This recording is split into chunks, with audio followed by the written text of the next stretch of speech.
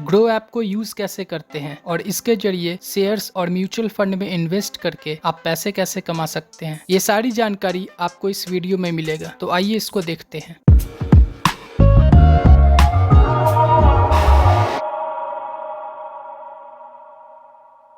Grow app को खोलने पर सबसे पहला इंटरफेस कुछ इस प्रकार दिखेगा। यहाँ नीचे आपको 3 अलग अलग सेगमेंट दिख रहा है, स्टॉक्स, म्यूचुअल फंड और पेमेंट। अभी हम स्टॉक्स के पेज पर हैं। यहाँ पर इस पेज पर हम स्टॉक्स को देख सकेंगे और इसमें इन्वेस्ट या ट्रेड कर सकेंगे। म्यूचुअल फंड पर क्लिक करते ही हम म्यूचुअल फंड के पेज पर चले आएंगे और यहाँ से हम डायरेक्ट किसी म्यूचुअल फंड में इन्वेस्ट कर सकेंगे। और पेमेंट के पेज पर हम ट्रांजैक्शन कर सकते हैं। तो वापस से हम क्लिक करेंगे स्टॉक्स पर, तो यहाँ स्टॉक्स का पेज खुल जाएगा। यहाँ सबसे ऊपर सर्च का आइकन शो कर रहा है। यहाँ पर डायरेक्ट किसी कंपनी का नाम टाइप करके सर्च कर सकते हैं। इसके राइट साइड में आपको एक प्रोफाइल का आइकन शो कर रहा है। इस पे क्लिक करेंगे तो एक नया पेज खुल जाएगा। इसके बारे में हम बाद में बात करेंगे। यहाँ इसके नीचे अगर हम स्लाइड करेंगे तो कुछ इंडिसेस नजर आएगा, जिसमें सबसे पहला है निफ्टी 50। ये नेशनल 50 का शॉर्ट नेम है। निफ्टी 50 में हमारे देश के जो सबसे बड़ी टॉप 50 कंपनीज है उनके शेयर्स होते हैं। इसको आप ऐसे समझिए कि हमारे देश के जो सबसे बड़ी बड़ी कंपनीज है उसमें से रैंक वाइज टॉप के 50 कंपनीज के शेयर्स किसी एक बास्केट में रखा है, जिसका नाम है निफ्टी 50। और इन सभी 50 कंपनीज का वेटेज एवरेज यहाँ दिखता रहता है, जिसे हम बेंचमार्क इंडेक्स कहते हैं, जो कि हर सेकंड फ्लक्चुएट करता रहता है, यानी घटता बढ़ता रहता है। जैसे यहाँ दिख रहा है निफ्टी 50 का करेंट प्राइस है 19,900 समथिंग रुपए और आज के दिन इसका वैल्यू लगभग 0.81%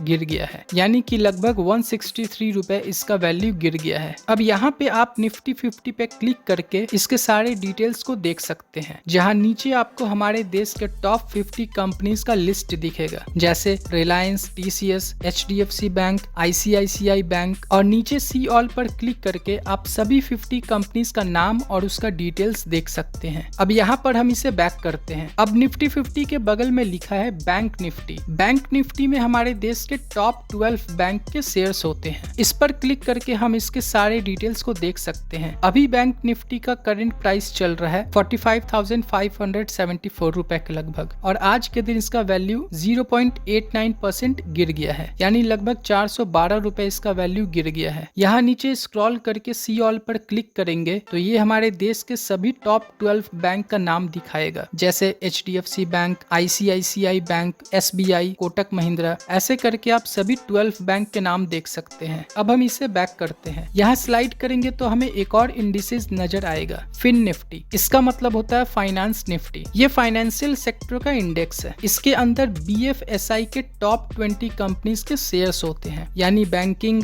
financial services and insurance company के शेयर्स होते हैं। फिन निफ्टी का करंट प्राइस चल रहा है 20,187 रुपीज के आसपास। इसके अंदर के टॉप 20 कंपनीज का नाम इस पर क्लिक करके आप देख सकते हैं। और उसके बाद आता है सेंसेक्स। इसके अंदर हमारे देश के टॉप 30 कंपनीज के शेयर्स होते हैं, जिनके नाम आप इस पर क्लिक करके देख सकते हैं। और अगर ऑल इंडिसेस पर क्लिक करेंगे तो ये यहाँ पर आपको भारत के सभी इंडिसेस का लिस्ट एक साथ दिखा देगा और साथ ही आप ग्लोबल इंडिसेस का भी लिस्ट देख सकेंगे। तो अगर आपके मन में ये सवाल आ रहा है कि ये सभी इंडिसेस को देखकर आखिर क्या पता लगाया जाता है, तो देखिए इन सभी इंडेक्स में हमारे देश के टॉप कंपनी शामिल है। अगर वही अच्छा परफॉर्म नहीं करेगा तो इससे पता चल जाता है कि शेयर मार्केट अच्छा परफॉर्म नहीं कर रहा है। इसका सीधा मतलब है कि ये हमारे देश के इकोनॉमी या शेयर मार्केट का स्कोर बोर्ड है और इन इंडिसेस को देखकर हम ये पता लगाते हैं कि आज शेयर मार्केट कैसा परफॉर्म कर रहा है। हमारे देश में 2 स्टॉक एक्सचेंज है, NSE नेशनल स्टॉक एक्सचेंज और BSE Bombay stock exchange. NSE का इंडेक्स है निफ्टी 50, जिसमें हमारे देश के टॉप 50 कंपनीज शामिल है और BSE का इंडेक्स है सेंसेक्स 30, जिसमें हमारे देश के टॉप 30 कंपनीज शामिल है। अब यहाँ पर कुछ सेक्शंस दिया हुआ है, जिसमें एक्सप्लोर वाले पेज पर आपको शो कर रहा है मोस्ट बाउट ऑन ग्रो। इस वाले सेक्शन में हमें ये दिखाता है कि अभी के टाइम पर ग्रो ऐप में कौन से कंपनीज का शेयर्स ज्यादा बिक रहा है, यानी कि ग्रो ऐप पर हमारे और आपके जैसे इन्वेस्टर्स कौन सा शेयर्स को खरीदना ज्यादा पसंद कर रहे हैं या जिसको ज्यादा खरीद रहे हैं, वो सब यहाँ पर दिखाता है। मतलब Indian railway finance, Infibeam Avenue, Indian overseas bank और टाटा स्टील जैसे जो शेयर्स हैं उन्हें अभी लोग ज्यादा खरीद रहे हैं। और इसके नीचे है प्रोडक्ट्स एंड टूल्स, यानी कि ग्रो ऐप आपको कौन कौन सी चीजों में इन्वेस्ट करने का ऑप्शन देता है। जैसे अगर आप फ्यूचर एंड ऑप्शन में इन्वेस्ट करना चाहते हैं तो आपको इस पर क्लिक करना होगा। अगर आप इंट्राडे ट्रेडिंग में इन्वेस्ट करना चाहते हैं तो आपको यहाँ क्लिक करना होगा। और इसके बाद आता है IPO। इसमें होता यह है कि जब भी कोई कंपनी पहली बार शेयर मार्केट में अपने शेयर्स को पब्लिकली इशू करता है तो उसके नाम यहाँ आपको ओपन सेक्शन में नजर आएगा, और इस क्लोज वाले सेक्शन में वो कंपनीज का नाम दिखाएगा जिसका IPO अभी जल्दी बंद हुआ है। इसके बाद लिस्टेड वाले सेक्शन में आप व्यू मोर पर क्लिक करके उन सभी कंपनीज का नाम देख सकते हैं जिनका IPOs आने वाला है। और इसके बाद अनाउंस्ड वाले सेक्शन में वो सारी कंपनीज हैं जिनका IPO आ चुका है लेकिन अभी बिडिंग डेट अनाउंस होना बाकी है। जैसे ही इनके बिडिंग डेट अनाउंस होगा वैसे ही ये कंपनीज ओपन वाले सेक्शन में शो करने लगेगा, जिसके बाद आप इनके IPOs में इन्वेस्ट करने के लिए अप्लाई कर सकेंगे। अब इसको बैक करते हैं और ऑल स्टॉक्स पे क्लिक करके आप सभी स्टॉक्स को डायरेक्ट देख सकते हैं और उनके शेयर्स खरीद सकते हैं। इसके नीचे आप देख सकते हैं गेनर्स और लूजर के नाम से एक सेक्शन दिख रहा है। गेनर्स में आज के दिन शेयर मार्केट में जिन कंपनीज के शेयर प्राइस ने सबसे ज्यादा उछाल लिया है, यानी कि सबसे ज्यादा जिन कंपनियों का शेयर प्राइस बढ़ा है, उन सभी कंपनीज का नाम आप यहाँ देख सकते हैं। इन कंपनियों को मार्केट कैप के अनुसार जैसे लार्ज कैप, मिड कैप और स्मॉल कैप कंपनीज को अलग अलग सेक्शन में बांट दिया गया है। लार्ज कैप कंपनी वो कंपनीज होता है जिसका मार्केट कैपिटलाइजेशन 20,000 करोड़ या उससे ज्यादा होता है। तो यहाँ लार्ज कैप के सेक्शन में आज के दिन ये कंपनीज का शेयर प्राइस सबसे ज्यादा बढ़ा है, जिसमें पहला है HDFC एसेट मैनेजमेंट कंपनी। इस कंपनी का शेयर प्राइस 2,703 रुपए है और आज के दिन इसका शेयर प्राइस 2.10% बढ़ गया है, यानी कि लगभग 55 रुपए बढ़ गया है। ऐसे ही ABB इंडिया नाम की कंपनी का भी शेयर प्राइस लगभग 65 रुपए आज बढ़ा है। और सी मोड पर क्लिक करके आप उन सभी कंपनीज का नाम देख सकते हैं जिनका शेयर प्राइस आज बढ़ा है। वैसे ही आप मिड कैप और स्मॉल कैप पर क्लिक करके उन सभी कंपनीज का लिस्ट देख सकते हैं जिन कंपनियों का शेयर प्राइस आज बढ़ा है। मिड कैप कंपनी वो कंपनीज होता है जिसका मार्केट कैपिटलाइजेशन 5,000 करोड़ से 20,000 करोड़ के बीच में होता है। वहीं स्मॉल कैप कंपनी वो कंपनीज होता है जिसका मार्केट कैपिटलाइजेशन 5,000 करोड़ या उससे कम होता है। मतलब स्मॉल कैप सबसे छोटी कंपनी, मिड कैप उससे बड़ी कंपनी और लार्ज कैप सबसे बड़ी कंपनी होता है। और ऐसे ही लूजर्स कैटेगरी में भी मार्केट कैप वाइज आप उन सभी लार्ज, मिड और स्मॉल कैप कंपनीज का नाम देख सकते हैं जिन कंपनीज के शेयर प्राइस आज गिरा है। जैसे लार्ज कंपनी में HDFC का शेयर प्राइस आज के दिन 3.35% गिर गया है, यानी कि आज के दिन इसका वैल्यू लगभग 62 रुपए गिर गया है। स्मॉल कैप में कल्याण ज्वेलर्स इंडिया का शेयर प्राइस आज गिरा है। मिड कैप में डालमिया भारत का लगभग 2.10% शेयर प्राइस गिर गया है। तो मतलब गेनर्स में हम ये देख सकते हैं कि किन कंपनियों का शेयर प्राइस आज बढ़ा है और लूजर्स में हम ये देख सकते हैं कि किन कंपनियों का शेयर प्राइस आज गिरा है। इसके नीचे स्टॉक्स इन न्यूज का सेक्शन दिख रहा है जिसमें शेयर मार्केट से रिलेटेड कुछ इंपॉर्टेंट न्यूज भी देखने को मिल जाता है। इन कंपनीज पे क्लिक करके न्यूज वाले सेक्शन में आप पढ़ सकते हैं कि क्या चल रहा है इन कंपनीज में। तो ये एक्सप्लोर वाले सेक्शन में बस इतना ही था। इसके बगल में दिख रहा है होल्डिंग्स। जब आप किसी कंपनी के शेयर्स खरीदेंगे तो उसे आप होल्डिंग वाले सेक्शन में देख सकेंगे। होल्डिंग के बगल में स्लाइड करेंगे तो वॉच लिस्ट का ऑप्शन दिखेगा, जिस पर क्लिक करके आप अपने लिए एक वॉच लिस्ट सेक्शन तैयार कर सकते हैं। जैसे मैंने यहाँ एक वॉच लिस्ट पेज बनाया है जिसके अंदर आप उन कंपनीज को ऐड कर सकते हैं जिन्हें आप ट्रैक करना चाहते हैं और भविष्य में आप इनके शेयर्स खरीद कर इन्वेस्ट करना चाहते हैं। अगर आप किसी कंपनी को डेली ट्रैक करना चाहते हैं तो आप उसे डायरेक्ट सर्च करके भी देख सकते हैं, लेकिन अगर आप वॉच लिस्ट बनाकर उस कंपनी को ऐड कर देंगे तो इससे आपको डेली सर्च नहीं करना पड़ेगा और आसानी से यहाँ देख सकेंगे। आप चाहे तो हर कैटेगरी के लिए अलग अलग वॉच लिस्ट बना सकते हैं। जैसे आप यहाँ पर क्लिक करके एक बैंक के नाम से वॉच लिस्ट बना सकते हैं और इसमें उन सभी बैंक को ऐड कर सकते हैं जिन्हें आप रेगुलर ट्रैक करना चाहते हैं। जैसे हम यहाँ SBI सर्च करके इसके साइड में क्लिक करके इसे ऐड कर सकते हैं। HDFC,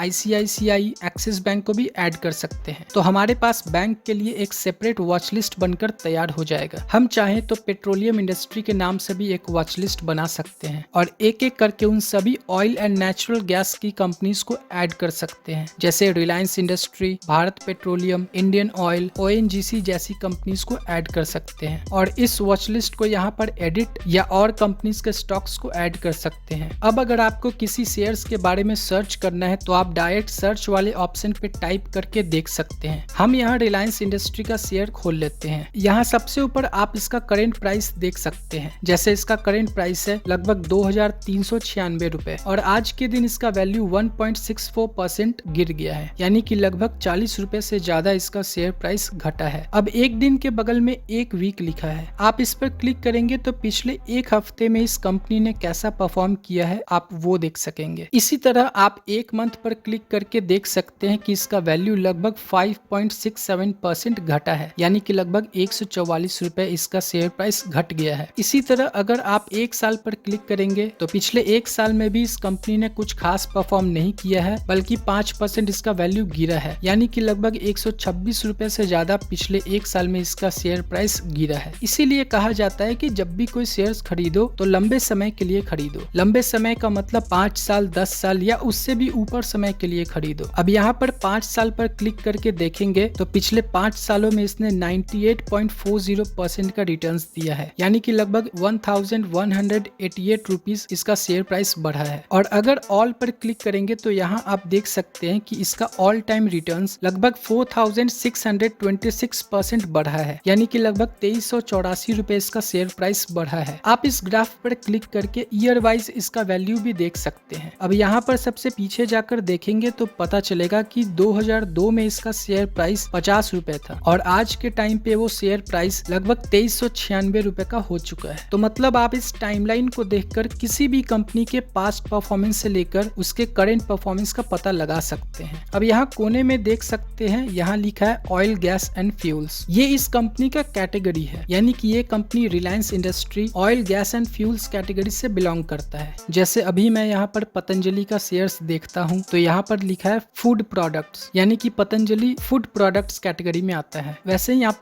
होंडा का शेयर्स देखेंगे तो यहाँ लिखा है मशीनरी, यानी कि होंडा कंपनी मशीन की कैटेगरी से बिलोंग करता है। आई होप आपको ये कैटेगरी समझ में आया होगा और इसी बेसिस पर आप अलग अलग वॉच लिस्ट भी बना सकते हैं कैटेगरी वाइज। अब हम वापस रिलायंस वाले शेयर्स में चलते हैं। अब इसके नीचे एक सेक्शन है जिसमें पहला है ओवरव्यू। ओवरव्यू में आप देख सकते हैं यहाँ पर परफॉर्मेंस लिखा हुआ है। इसका मतलब आज के दिन इस कंपनी के शेयर्स का वैल्यू सबसे कम कितना नीचे गया है वो यहाँ टुडेज लो में दिखाएगा और आज के दिन सबसे ज्यादा कितना ऊपर गया है वो यहाँ टुडेज हाई में दिखाएगा। इसी तरह से 52 वीक्स यानी कि पिछले एक साल में इस कंपनी के शेयर्स का वैल्यू सबसे कम कितना गया है और सबसे ज्यादा कितना बढ़ा है आप यहाँ देख सकते हैं। यानी कि पिछले एक साल में रिलायंस इंडस्ट्री के शेयर्स का वैल्यू सबसे लोएस्ट 1979 रुपीज हो गया था, वहीं इसके शेयर्स का हाईएस्ट वैल्यू 2630 रुपीज के लगभग हो गया था। इसके ठीक नीचे एक और सेगमेंट है जिसको मैं जल्दी से आपको बता देता हूँ। सबसे पहले आप सबको ये पता होगा कि शेयर मार्केट के खुलने और बंद होने का एक समय होता है। शेयर मार्केट मंडे से फ्राइडे तक खुला रहता है और हर एक पब्लिक हॉलीडे को बंद रहता है। सुबह 9:15 पर शेयर मार्केट ओपन होता है और शाम को 3:30 पर यह बंद हो जाता है। और जब तक शेयर मार्केट ओपन होता है तब तक शेयर्स के प्राइस ऊपर नीचे होता रहता है और इसी बीच हमें बाय और सेल करना होता है। अब यहाँ देखते हैं, यहाँ लिखा है ओपन। इसका मतलब जब मार्केट आज ओपन हुआ था तब रिलायंस इंडस्ट्री के एक शेयर्स का प्राइस 2423 रुपए के लगभग था। वहीं जब कल शाम को मार्केट बंद हुआ था तो इसके एक शेयर्स का प्राइस था 2436 रुपए। वॉल्यूम का मतलब इतने संख्या में लोग इसके शेयर्स को खरीद और बेच रहे हैं। लोअर सर्किट मतलब आज इसके शेयर्स का प्राइस सबसे कम इतना जा सकता है। वहीं अपर सर्किट का मतलब इसके एक शेयर्स का प्राइस आज इतना ऊपर जा सकता है। अब यहाँ पर एक मार्केट डेप्थ के नाम से एक सेगमेंट है। यहाँ लिखा है buy orders and sell orders, यानी कि आज के दिन कितने परसेंट इन्वेस्टर्स इस शेयर्स को खरीदना चाहते हैं और आज के दिन कितना परसेंट इन्वेस्टर्स इस शेयर्स को बेचना चाहते हैं वो हमें यहाँ दिखा रहा है। जैसे यहाँ पर 68% इन्वेस्टर्स इस शेयर्स को खरीदना चाहते हैं और किस वैल्यू पर खरीदना चाहते हैं वो हमें यहाँ बिड प्राइस पर दिखा रहा है। वहीं लगभग 31% इन्वेस्टर्स इस शेयर्स को बेचना चाहते हैं और किस वैल्यू पर बेचना चाहते हैं वो हमें आस्क प्राइस पर दिखा रहा है। और इन दोनों के नीचे एग्जैक्ट क्वांटिटी भी दिखा रहा है कि लगभग 11,18,000 इन्वेस्टर्स इस शेयर्स को खरीदना चाहते हैं, वहीं 5,24,000 इन्वेस्टर्स इस शेयर्स को बेचना चाहते हैं। इसके नीचे आता है एक्सपर्ट रेटिंग, यानी कि एक्सपर्ट का क्या मानना है इस शेयर्स को लेकर। तो यहाँ पर 75% एक्सपर्ट्स के हिसाब से इस कंपनी के शेयर्स को हमें खरीदना चाहिए। वहीं 16% एक्सपर्ट्स का मानना है कि जिनके पास भी ये शेयर्स है वो अभी इसे होल्ड करके रखें, यानी कि उन शेयर्स को भी बेचिए मत, आगे इसका वैल्यू और बढ़ेगा। और 9% एक्सपर्ट्स कह रहे हैं कि आप इसके शेयर्स को बेच दीजिए। इसके बाद आता है फंडामेंटल एनालिसिस। अब ये सेक्शन बहुत इंपॉर्टेंट है, लेकिन इसको मैं बाद में किसी सेपरेट वीडियो में बताऊंगा, वरना ये वीडियो बहुत लंबा हो जाएगा। अब इसके बाद आता है फाइनेंशियल। यहाँ से पिछले कुछ सालों में कितना रेवेन्यू जनरेट हुआ है हम वो देख सकते हैं। इसी तरह से हम प्रॉफिट भी देख सकते हैं कि रेवेन्यू में से एक्सपेंस को हटाने के बाद, यानी कि टोटल खर्च माइनस करने के बाद कंपनी के पास जो प्रॉफिट बचा, यहाँ पर हम वो देख सकते हैं। इसके बाद हम इस कंपनी का नेट वर्थ देख सकते हैं, जिससे हमें ये पता चल रहा है कि ये कंपनी हर साल बड़ा होता जा रहा है और कंटिन्यूअस ग्रोथ देखने को मिल रहा है। तो इस फाइनेंशियल वाले सेगमेंट से हमें ये पता चलता है कि क्या ये कंपनी हर साल प्रॉफिट कमा रही है या नहीं, और अगर ये प्रॉफिट कमा रही है तो क्या उसका प्रॉफिट बढ़ रहा है या नहीं।